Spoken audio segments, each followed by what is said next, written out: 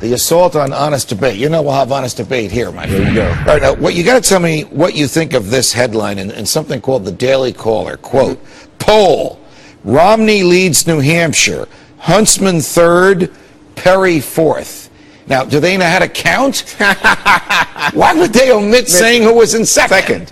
Well, you know why? Ron Paul.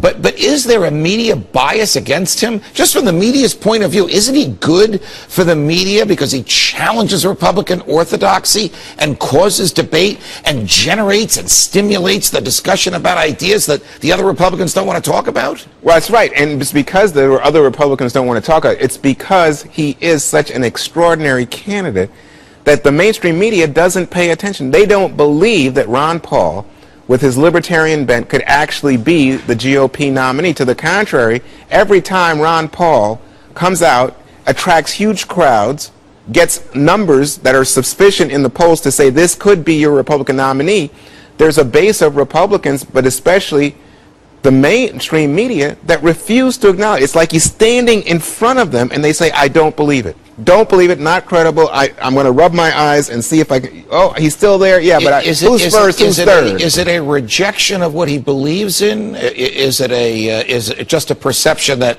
these numbers that we're seeing are not accurate and can't last? Well, you know, part of the problem is that if you look at conventional mainstream Republican ideology, it's not isolationist. So some of the key issues that have erupted during our age, weapons of mass destruction, Iraq, Afghanistan, pursuit of Osama bin Laden, foreign aid, Israel, popped up this very week. Right. On all these fronts, what you hear for Ron Paul is contrary to Republican orthodoxy. Okay, Judge. but you would agree with me, and obviously disagree if you feel inclined. The key issue is the economy. Right. No one has been stronger on what has caused these problems. No one has been more consistent. No one has done more to bring the Federal Reserve and money printing and central planning of economic activity into focus than Ron Paul. Is it possible Republicans and independents are recognizing that?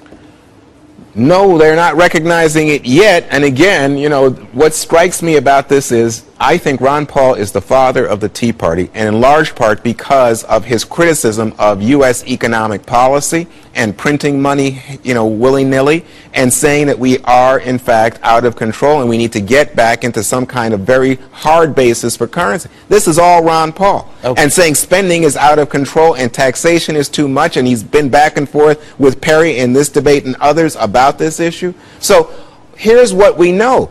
In fact, he is, as you just described him, prescient when it comes to American economic problems, and yet people see him as, well, gee, that's Ron Paul. He's kind of, you know, curly-minded or curly-haired or whatever. Last question. Can Mitt Romney shake off Romney Care? Can Rick Perry shake off something I believe in, but I'm not running for president? Right. That Social Security is a Ponzi scheme. Nope, in neither case. And it will stick to them because negatives stick to politicians. You remember negative ads much more than you remember people's accomplishments. The Ponzi scheme one is a problem, and I'll tell you why.